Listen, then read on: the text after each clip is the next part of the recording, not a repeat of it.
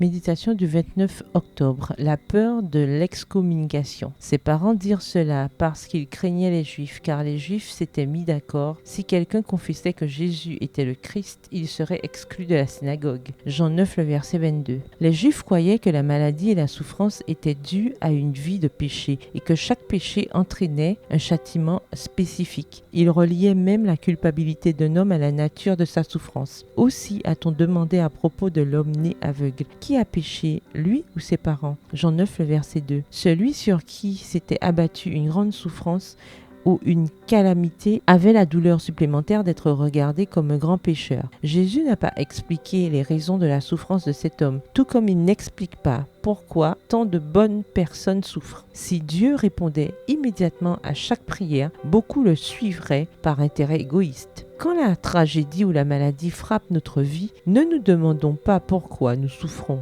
ou de quoi nous nous sommes rendus coupables. Prions pour avoir la force de surmonter l'épreuve et la foi de surmonter les circonstances. Jésus a transgressé la tradition rabbinique en fabriquant un jour de sabbat de la boue avec ses mains et en l'appliquant sur les yeux de l'aveugle, si bien que ce miracle est devenu un motif de persécution. Les pharisiens ont confirmé que le miracle était réel, mais ont insinué qu'il avait été accompli par une puissance maléfique, car, selon eux, il déshonorait le sabbat. Les Juifs étaient ignorants de la loi qu'ils observaient. Celui qui avait guéri l'aveugle était le créateur du sabbat, et il savait bien sûr mieux que quiconque comment le respecter. Interrogeant les parents du jeune homme, les pharisiens ont demandé: « Est-ce là votre fils dont vous dites qu'il est aveugle-né? Comment donc voit-il maintenant ?» Jean 9, le verset 19. Les parents n'ont pas avoué la vérité de peur d'être expulsés de la synagogue. L'excommunication signifiait une suspension de 30 jours de la synagogue, la perte du droit de circoncision et de célébrer des funérailles et la honte sociale. Par crainte des dirigeants, les parents n'ont pas célébré le miracle accompli sur leur fils. Ils connaissaient les circonstances de la guérison, mais la peur les a fait taire. La peur enlève la joie de la célébration, vole le droit de remercier et de louer Dieu. Elle ne laisse qu'un désir intense de se protéger et de se cacher. Cela conduit à un comportement irrationnel, empêche de penser clairement.